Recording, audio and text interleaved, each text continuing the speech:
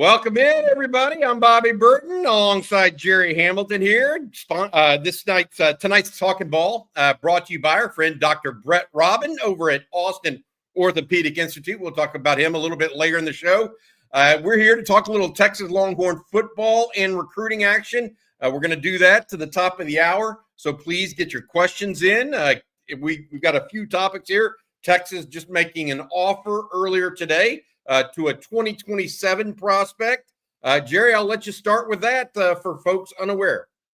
Oh, yeah, Texas offered Jake Hildebrand, offensive lineman out of the Scottsdale, Phoenix area in Arizona. Kyle Flood was out there hitting some schools today.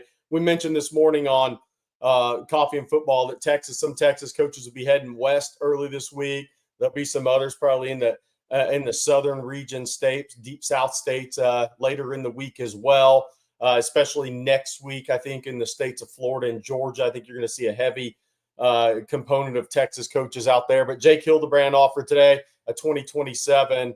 That won't be the last offer of the week in the 2027 class. And it won't surprise me at all. I mean, I'm not predicting it, but even if we see a 26 offer in the next couple of weeks, we saw 3 in Texas last week. It won't shock me if we don't see something coming up here in May as well. All right. Like I said, we're going to get to questions today, talk a little Longhorn football through and through, get to not only recruiting questions, we can talk team news and notes as well, Jerry. Whatever folks want to do, get your questions in and we'll get to it. But before we do that, I want to say thank you to our sponsor. That's Dr. Brett Robin over at Austin Orthopedic Institute for sponsoring On Texas Football. Dr. Robin, a former Longhorn running back, knows what it takes to stay in the game, and he's here for athletes of all ages, specializing in musculoskeletal health.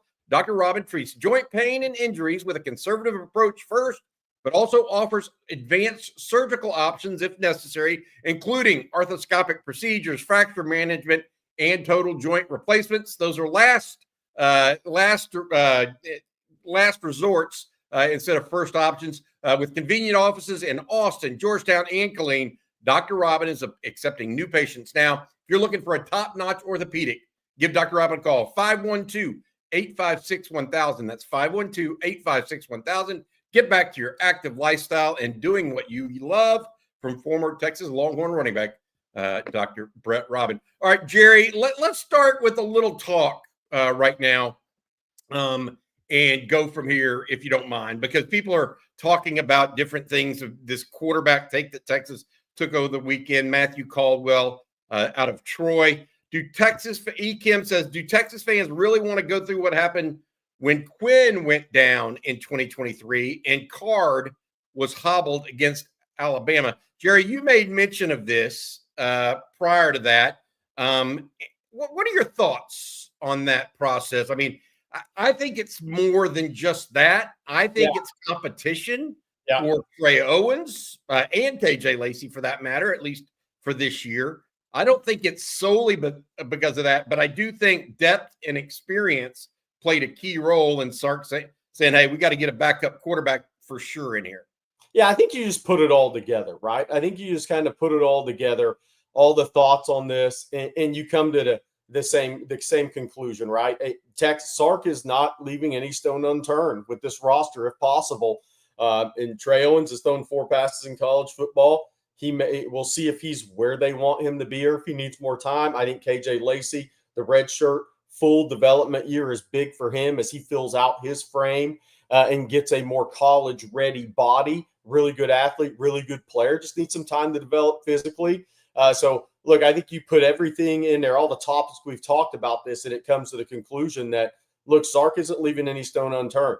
Competition for Trey Owens with Matthew Caldwell. It gives KJ Lacey that full development year, and it covers Texas if they hit an injury bug. I mean, I go back to this. It's not likely to be the same at quarterback, but Texas lost maybe 2 of their top 3 running backs in a week period of time last year in August. Yep. Fair. Antoine has a question, or Roger comments on something Antoine said. In my opinion, it's strange would go in the portal for a new QB this late. It's not really that late. The portal just closed a week. I mean, on Friday of last week? Is that right, Jerry? So, I mean, a week ago Friday, and it's not that late. And apparently this guy was getting recruited by multiple places. So I think he probably wanted to see, hey, where the dust settled with other schools too, and what he would have an option to do. So remember, this isn't just Texas deigning, this is the guy. They had to go out and recruit this guy against others. Yeah. So it doesn't work out that way. Antoine, is the QB pickup the same as Velton Gardner last year? This guy's a lot more accomplished than Velton Gardner. He started, the final 5 games of last season in D1. Velton Gardner had been relegated to the bench at Kansas. So it's a little bit different. I do think that they think this guy, Velton Gardner, got picked up in August. After injuries. Of last year, after injuries. This guy's being picked up, relatively right when the portal closes. So I think the category is a little bit different, if you don't mind. All right, so let's keep going and let's see if we have some more questions. E. Kim has one here for you. Is the 2027 OL and DL class deeper than a 2026 class? Jerry, that's asking you to look a lot forward here, but what do you think? Yeah, it's a little early on that. I think offensive line-wise in Texas, it's going to be hard to be what the 26 class is. 26 in state's really good. It has depth. I think every year in Texas, we're going to do that. Caden Scott, Demarion Johnson, to go with Kennedy Brown. There's a kid, Quay Ford, up at Texas High who's really talented too. I'm not sure there's going to be a down year in offensive line in Texas. Now, is it going to be up to the level of this year when all's said and done? We'll see. Because I think this year there's guys across the board in every position and with really good depth. But I think offensive line is going to be strong in Texas every single year. There's really no excuse for the Texas A&M, Oklahoma's not to get really good linemen from Texas at this point. D-line, there's some prospects like a Jalen Brewster from Cedar Hill who Texas has offered. He's played running back at 275 his freshman year. He's transitioning to defensive line. Looks great physically. A big junior year for him. Interior D-line, there's a kid, Kadarian Redmond, who was at Lake Dallas, who's now at DeSoto, who was at Texas again over 2 weekends ago. Absolute great-looking kid. There might be more D-tackle depth in Texas in this 27 class from the early look of it. There's a King Thibodeau at Lakeview Centennial, really good player as well. I like Amari Vickerson at Cy Ranch. Father was a player in the NFL and at Michigan State. There's a DeMarco Jenkins at Pearland. So D-line, it looks like in 27 is going to be better. Early on, it's better than some recent classes in Texas. Now, does that mean they're all going to develop into Texas top 4 or 5 SEC level players? That's going to have to play out over their junior year. All right, we got some more recruiting questions I want to get to, but first I want to say shout out to Barryn Sorrell for something that we found out today. Matt, I don't know if you've got this from our group text earlier, our On Texas Football group text that we have between us, but I want to say this. Barryn Sorrell just keeps surprising all of us in the amount of what's the best way to put this, Jerry? Just the amount of care that he put towards becoming the best player and student he could become. Like nothing would get in his way of being a success. You and I both commented on this today, Jerry. A University of Texas economics professor posted on Facebook a note about how Barryn Sorrell, when he first arrived on campus, would have a Zoom call with him every week to actually go up and go through his work with him. He said nobody else really did that with him. And Barryn Sorrell, though, did it. 3.5 years later, he graduates. It just shows we're talking about whether or not guys are talent maximizers or get the most out of what they do.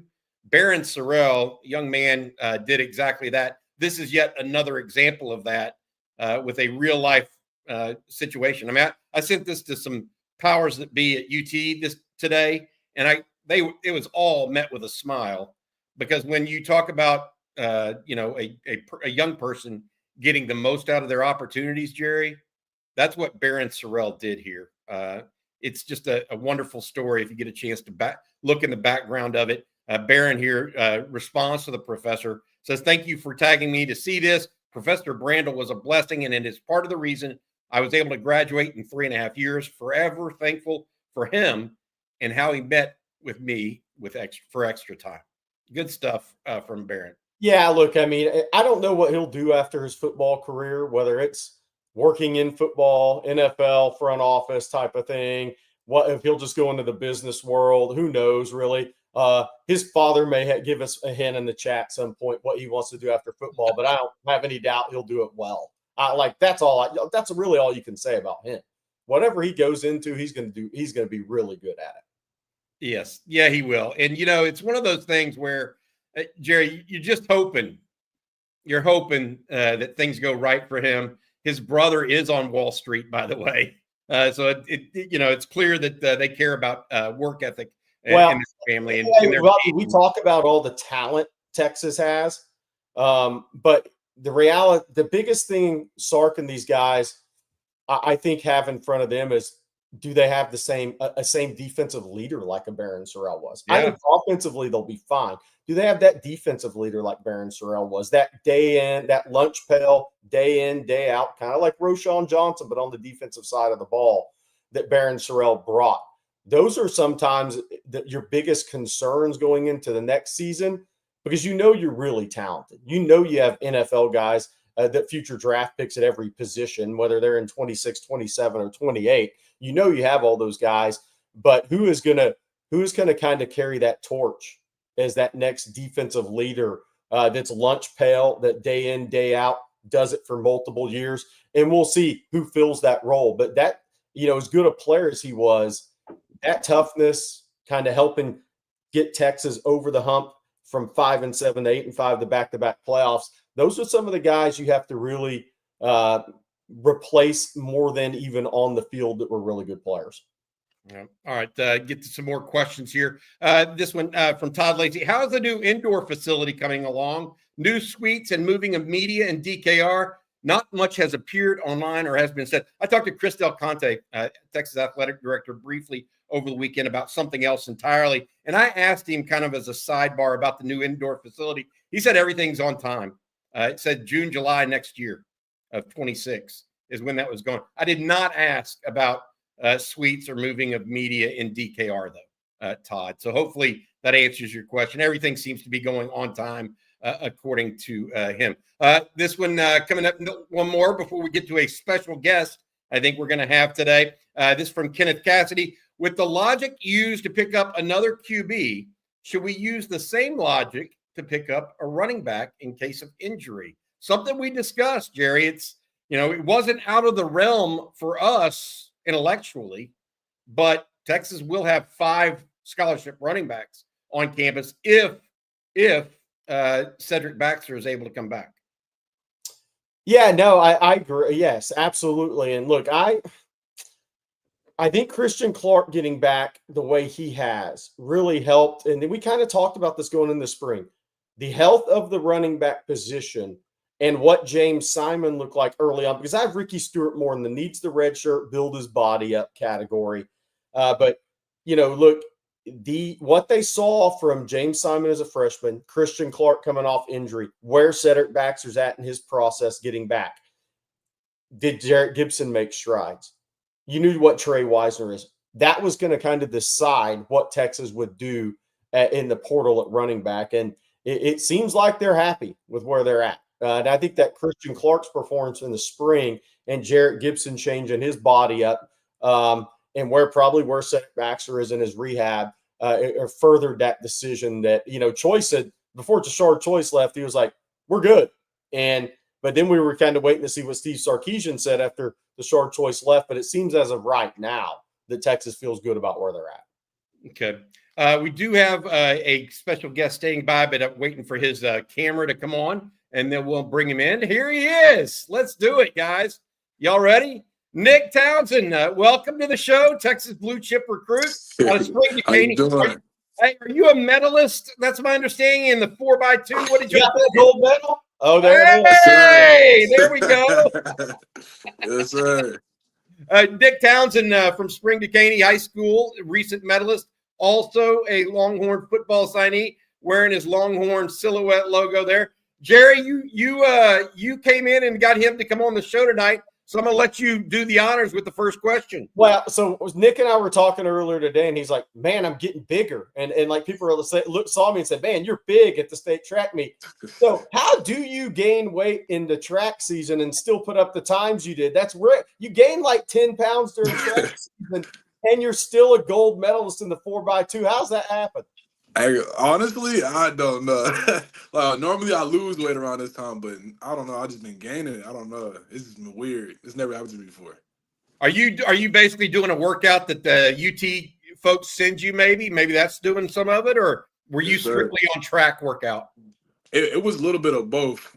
Majority track. My coach wanted me to stop lifting once we got past area, so I had to chill out. But I don't know. It's just been. I'm 240 now, so. Well, that's good. Hey, I want to ask you this because Jerry went and saw you in person, Nick, and was very fond of just watching you work out at school. He said that you're one of the few people he's ever been to where you played like a wildcat quarterback, tight end, middle linebacker, rush off the edge.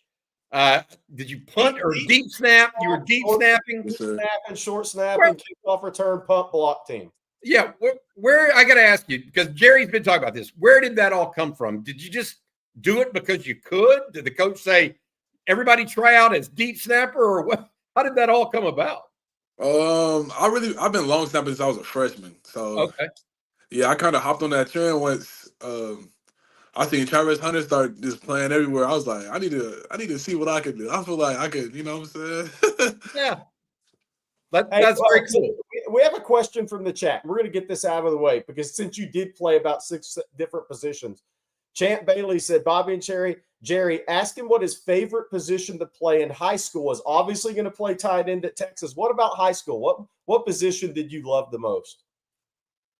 It didn't really matter to me as long as we won that game. Whatever position my coach wanted to play, that's what I was doing. Has football kind of always been your sport, or have you been playing other sports, and just focus mostly on football, or did you come to like football more than basketball later, or whatever sports you played, Nick? I played basketball in middle school. I was mainly a hooper at first, but I figured I could play football too. Like the coaches came and got me out the gym, so ever since then it's just history. Do you like what is it that you like about football as a sport? It's just be able to just be able to hit somebody in the mouth, just make them feel me, and just get away with it. I got it. You were at Texas spring practice recently, so obviously, what kind of now that you signed, right? You've been through the recruiting process. You signed. You're getting kind of honed in. You're about to report to Texas. I think May 31st. You told me when you're at the spring practice, what were you really observing that day? Mainly how the tight ends are like how much they're getting in the game and how Sark uses his tight ends and stuff, and just mainly seeing how they majority of them was getting in, the rotation was crazy. So I just feel like I have a great opportunity to come in and get reps. That's what I really need. And once I get comfortable and getting reps and stuff, I feel like I'll be dangerous. Well, one of the questions people always ask of us is, hey, when these guys sign, does Texas send them a playbook so they can start looking at the playbook? Have they sent you anything like that, or does that happen once you get there? It's mainly when I get there. It's like when I'm there, I learn what I learn, and I jot down some stuff and go from there. Gotcha. Yeah, we wanted to know. It's interesting because you never know how all those behind the scene things work. Was there anybody that you saw at that scrimmage you said, "Ooh, that guy's going to be good for Texas"?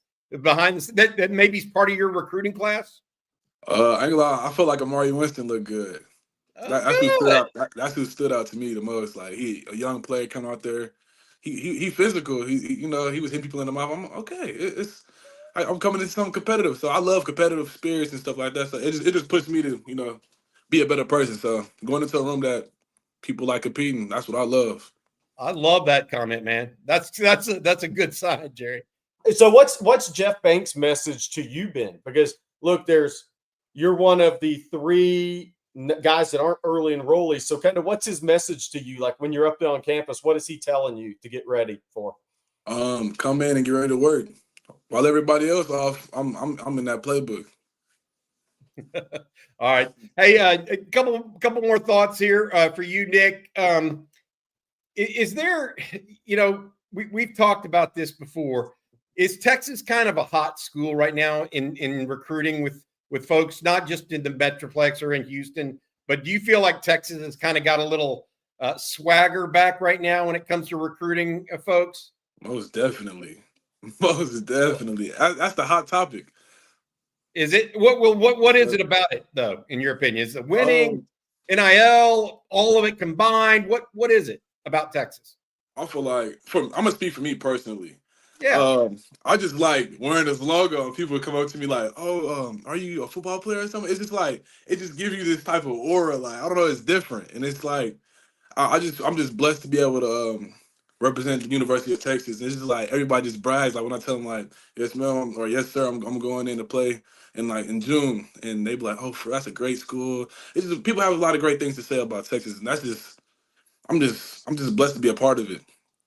Hey, I want to ask you this: if we were to talk to you late January of 2026, and we said, Nick Townsend, you had a successful freshman year because of what? What would the what be? Nick Townsend, you had a successful freshman year because of what? I feel like I will have a successful freshman year based off what I do behind the scenes. Like I feel like the way it's looking, I feel like I should be able to come in, make an impact. So I feel like it's just what I do behind the scenes that dictates a lot. So if I just go in, learn these plays, and like I'm getting them down right now, it's just like they're coming to me fast. So I don't know. This is what I do behind the scenes. Honestly, that's what it'll be. That's interesting. A lot of people are looking for, if I get this amount of playing time, I get, this many catches or the stats. What you're saying is basically what you're doing behind the scenes is more important because that'll actually come out in the reality of it for you. All I need is one chance. That's all I need. What's that? All I need is one shot. Okay, there you go. I'm thinking to myself here, Jerry, and I don't know about you, but is there players like Nick that you see and that have a chance to play early and that we could talk about a little bit here with Nick, like that he knows? Like who are some of the guys that went in on your recruiting trip with you to Texas, Nick, as far as that's concerned? That went on the recruitment. You talk about on the visit? Yeah, absolutely. On your visit. I don't think I really went in with anybody that I. Okay. It was Amari. It was Amari. Okay. That's the only one that I really knew at that time. So obviously, when you're up there, you probably asked him, "How's the experience been?" Right? You guys talk. Yeah. What is he saying about the difficulty level? How's it been for him? It's a big transition from high school for you guys. Honestly, he's getting it down. He was telling me you're going to get it down. You got to lock in and focus. Like get all the distractions out the way and just lock in and focus and keep that tunnel vision. I got a question I've never asked you, and we've talked many times. Who's your favorite athlete? Travis Kelce. Okay. Here's a good question let's just go rapid fire. Who was from Champ Bailey? Who was the best player you played against in Texas high school football? Can be from any year. Doesn't have to be just last year. It'll probably be DJ Lagway. Okay. Good one. All right. What about this? How much did the success of JT Sanders and then Gunnar Helm last year have on your commitment to Texas? Seeing two tight ends do really well back-to-back years. Now, obviously, both of them gone in the NFL draft. Did that have any impact on your recruitment? Yes, sir. Because JT was very similar to me. So, like, we were same size, same height. I think I was a little bit heavier coming in than them. And it was just like we were so similar, and they used him they used that as comparison on how they're going to use me when I get to Texas. So that's what kind of drew me closer. Interesting. Hey, I got to ask you this: the first play we saw of you your senior year, you caught a ball in the flat and took it, I think, 80 against Port Arthur Memorial. Yeah. Yes, and Port Arthur Memorial, by the way, Not slow. The corner Brock Kings as D1 offers. Tank King, the linebacker, is visiting Notre Dame, Texas A&M. They had about 61 guys on that defense, and you ran away from them. They didn't really catch you. That's it. Did you even surprise yourself at any point in high school? I mean, because that's 80 yards against them on a flare pass as a 240-pounder. Doesn't happen very often. Yeah, I kind of shock myself sometimes on the things I did, like especially hurdling people and stuff. Like it was just crazy. It was just the instant. You just instinct whenever you hurdle somebody. I wish I had that instinct. By the way, that gene did not come over to my family. Hey, Nick, thank you so much for joining us. We appreciate you a bunch. We know you got school tomorrow and everything else going on. I got one more question. Okay, go for it. Does the 3-foot towel make it the Texas that you wore? Is that, or do you leave that at the Caney? Because guys, for the people in the chat that haven't watched this huddle, he looked like he was wearing a wedding veil type of thing. That towel was like 3 feet long. He was running around the field. Does that stay at the Caney, or are you going to make that kind of staple in Texas? I might have to come with the towel. It's legendary. That's the part of the uniform. Hey, Nick, seriously, thank you for your time. And congratulations on your performance at the state track meet this weekend, buddy. And good luck. When are you reporting to Texas? 1st of June, about that time? Yes, sir. All right. Show everybody the medal one more time, man. State champ, 4x200. That's a great way to leave high school, man. Gold medal. That's a great way. Congrats to you, Nick, and we'll be watching you. Appreciate you. Love y'all. Hook 'em. Take care of yourself. All right. Good stuff, Jerry. He was always one of your favorites this year, and it's easy to see why. Yeah. I love how much do people that watch this full interview love that the fact that he said, "Oh, I thought Amari Winston was playing really well." The guy he's competing with. No. Tell me that's not the mentality you want from your guys. Yep. Willing to give praise, but also said, "Okay, it's time to go to work." Yep. If I want to play, I got to be good too. Yeah. That's pretty strong. I tell you, it's crazy. So when I was there in February, even though he'd already signed, they had a mock signing at the high school for all the kids. And that was signing day, whatever day that was, February 3rd. And he was 228 pounds at the time, he told me. And now he's 240. So gaining 10 pounds during track season is really, really rare. And I think that tells you kind of where his frame can go. I've always seen him as a guy that's going to be 6'3.5", 255, 260, running in the 4.5s. I think he's that level athlete. I really do. And the fact that he gained 10, 12 pounds during track season, it's unheard of at that size. Josie says, so I asked a few weeks ago about an OL, and both of you said no, but now it seems like they are thinking of it. Sus, question mark for the wink. Here's the reality of it. When Ogbo decided to go, that opened up a spot on the O-line. We will see if they still utilize one for that position. So I will add that the other aspect that happened in that time frame, or since that time frame, is Nick Brooks gotten a little trouble with the law as well. So keep that in mind, Joe. A couple different pieces there. This one from an aggressively optimistic Texas fan. Jerry, your thoughts on Felix Ojo, the big offensive lineman out of the Metroplex, and KJ Edwards, the running back out of Carthage, visiting Colorado, in his RBU comments? There's quite a few guys at Colorado. There's some schools that are attacking early in May to make sure they get an official visit. Texas Tech, I think, had Ojo on campus. Colorado, I think Ojo's going to end up taking 7, maybe 8 official visits. I think he has Ole Miss coming up in a couple of weeks before the June visit, so maybe 6, 7. But look, Brett Colajay, Jake Cruel was up there last weekend. They had a few guys on campus. Guys that Texas is targeting as well. So, look, I think Ojo's recruitment, these recruitments are going to play out a while. KJ Edwards has his June visits. Texas is 6th through 8th. I think he has Baylor and A&M and Baylor as well. We'll see if he holds on to all those. He's not committing until August 4th, so why wouldn't he go through the process? I just think these processes are going to play out. A lot of these decisions are going to be made, especially the Texas targets, are going to be made in July, early August, right before their high school senior seasons begin. So these are long processes with these guys. Texas plays the long game here. And I think it'll be interesting to see how it all plays out for Texas. I know this. At the end of the day, they're going to sign a top 5 class. What is that? What are the 24, 25 guys going to be?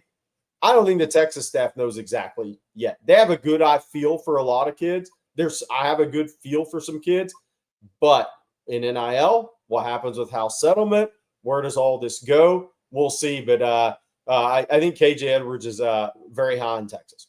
Yeah, despite any RBU comments that you're talking about with as it relates to Colorado. Hey, one of the things we did not mention at the outset, and we probably should have, Jerry, in all fairness, because he is one of the greatest kickers of all time in the NFL, and that's Justin Tucker, the Texas X, being released by the Ravens earlier today. This comes subsequent to some allegations of, I don't even know what you want to call it. Who knows what you want to call it, but he was released by the Ravens today, and it wasn't for his play on the field. So best of luck to Justin and whatever is next for him. But you're talking about a guy that had a chance at one point in his career to go to the Hall of Fame. Yeah. Before the renewal of the Texas rivalry this past year, by the way, Texas, he was the last person to beat A&M too, with his kick to win that game against the Aggies in College Station. But best of luck to Justin. Hope he overcomes whatever issues are facing him these days. A couple other questions we can get to. It's going to be a Monday night Talkin' Ball episode brought to you by our friend Dr. Brett Robin. Let's give him a little round of encouragement here. Dr. Brett Robin is the sponsor of Monday night's Talkin' Ball on Texas football. Dr. Brett Robin's at Austin Orthopedic Institute. He's a former UT running back who knows what it takes to stay in the game, and he's here for athletes of all ages, specializing in musculoskeletal health. Dr. Robin treats joint pain and injuries with a conservative approach first, but also offers advanced surgical options, including arthroscopic procedures, fracture management, and total joint replacements. With convenient offices in Austin, Georgetown, and Killeen, Dr. Robin is accepting new patients now. Give him a call, 512-856-1000. That's 512-856-1000. Get back to your active lifestyle and doing what you love. Jerry, a couple other questions we can go for here until we hit the top of the hour, if you don't mind, buddy. This one from David Keith Williams. If Texas gets both John Turntine and Felix Ojo in their 2026 recruiting class, who do you think will ultimately play left tackle? Turntine or Ojo? Or let them just duke it out, and why do you have to be the person that decides that? Yeah, and that's not going to be me. That's going to be Kyle Flood if that happens. If that happens. Let's see what happens. Absolutely. This one from Longhorn Blood. Thank you for the super chat. Evening, guys. In your opinion, do you think the DL this year could stop the run like we did in 2023? Now, that would be stout with both Tavondre Sweat and Byron Murphy and Alfred Collins. I think they're going to – Jerry's point is that he thinks they're going to stop the run better this year. I can see that. I don't know about 2023, though. I mean, nobody could run on Texas in 2023. Nobody. So K-State abandoned the run in the second quarter against Texas. And they were the number 2 rushing team in the Big 12. So my thought on this is, well, Brevard's got that. I'm not saying he's that player. He's got that size. I mean, Bobby, you've seen him in person. Yep. We've seen him. Travis Shaw has got that size. He walked right by CJ and I a couple weeks ago coming out of Moncrief. If Murad Watson looks like a future NFL guy early next year, I mean, he's a freshman All-American. And I know we discussed what that could mean or may or may not mean, but he put some good stats on the board against the best teams in the ACC he played against at the end of the season. And we had Tom Luganbill on, thought he was really good. Yep. Against the run. So, I'm not going to say it's not possible.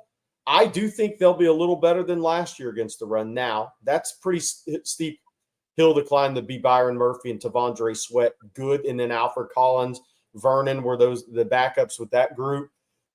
It's not going to surprise me if Texas doesn't surprise even us against the run. I just think they have good pieces, and I think they have really good depth. I think the part of the key for me in stopping the run nowadays is, do you really have 5, 6 high-level players, right? So these guys are fresh every snap they take. There's not a period of time if a team gets on a 12-play drive against you and you can sub in and out that you're not losing something. And teams can just go right at you and attack a weakness. If Texas has multiple guys who are in the same ballpark, they're going to be tough to run on because those guys are always going to be fresh. I think that's fair game in my opinion, because look, I think that Texas has upped the overall talent level on its roster. I don't know that they can up their talent level from Tavondre Sweat and Byron Murphy. That's along with an Alfred Collins, right, who was the 3rd defensive tackle that year. So that's hard to do. Yeah. Can they match it? We'll see. I mean, Tavondre Sweat was an immovable object. He was an immovable object in the NFL a year later. So there's a little bit of give and take there, Longhorn blood, from my opinion at least. Can they be in the same ballpark is a bigger issue. And I want to add this when it comes to stopping the run. We talked about Barryn Sorrell early in this broadcast, Jerry. Really good, strong side defensive end from a run-stopping perspective. Yeah. So be aware of that too. All right, Kenneth Cassidy, good question here. Bobby and Jerry, does it concern you that multiple sources were most impressed with the freshman tight end, not the letterman? Not super, because I'll tell you why. Spencer Shannon's never going to be the guy. It's just not him to look good running down the field, catching balls down the seam. He's going to be the dirty work guy. You know what I mean? The guy that's got his hand in the dirt. Jordan Washington was injured. Yeah, and then Jordan Washington was injured.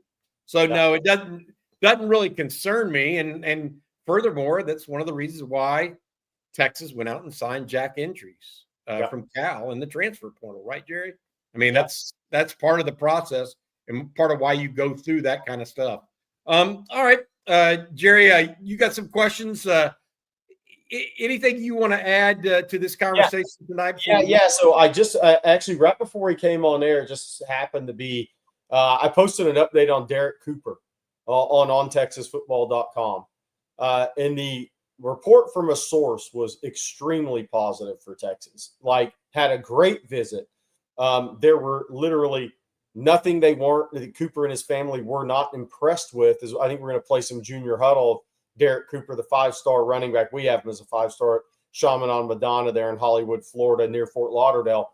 Had a great visit to Texas. I think parents were impressed with the visit, everything about the 40 acres, the campus, what Texas could provide for Derek Cooper. Here's some junior tape of him. This looks like it's at FIU, so probably a playoff game. But look, he looked good in person now. 6'1", 6'1.5", legitimately 205 pounds. I mean, we're baggy clothes, but just doing this a while, that's a real 200+ pound kid at 6'1+. It looked great physically. And the report I got today was that Texas is right there in the fight with Georgia, Miami, and maybe Ohio State. Texas will get a June official visit. We'll see. I think there could be some juggling to get a weekend visit, but we'll have to see on that because Sark prefers the weekend visits. But the person I've talked to him many times about Cooper told me they had a great visit. Him and his family had a great visit to Texas, and Texas is very much in their swinging. And when before they got on the campus or when the visit started, Georgia, Miami, Ohio State were clearly out in front with him, maybe even Alabama were clearly out in front with him. Texas has never had him on campus before, so they got that wow factor. And I think Chad Scott will be coming through there at some point in the next couple of weeks as well to follow up there, make an in-home visit with Cooper and his family. But all positive out of that visit. Does that mean Texas is going to win out? I'm not saying that. Long way to go. This kid was once committed to Georgia. He's been to Georgia a few times. unofficial visits, including on his birthday day, a little birthday party for him on an unofficial visit in Athens. But Texas showed extremely well with their first visit and are going to be right there in the fight. Before we move on and take this final question tonight, I want to add one piece because we were talking about stopping the run, Jerry. Blake Monroe had a really good post today on ontexasfootball.com talking a little bit about Cole Brevard and what he's hearing behind the scenes there. If you guys get a chance, make sure you check out ontexasfootball.com. Blake Monroe had a really good post earlier today. All right, last one for tonight, guys. Clint Barrows, thank you for the super chat. Any possible intel on who may be returning kicks and punts this season? This has been a question that we get quite a bit, and we really don't have a great answer for this at this time, right, Jerry? Oh. I mean, Ryan Niblett, DeAndre Moore, but Moore was sidelined a lot in spring ball. Ryan Wingo, maybe, but you don't want him returning punts per se. What are you thinking? I know you want to go with Jonah Williams. You've been mentioning I think there's a fearlessness with that guy in punt return. I saw it in high school. He just has a knack for catching the ball in tough spots, whether it's at receiver, whether it's as a return man. And I think it comes from baseball. Tracking baseballs in the air, man. I mean, you have to be able to turn and run and find a ball. And sometimes returning punts is that. Judging the wind, somebody kicks it over your head, the timing of that.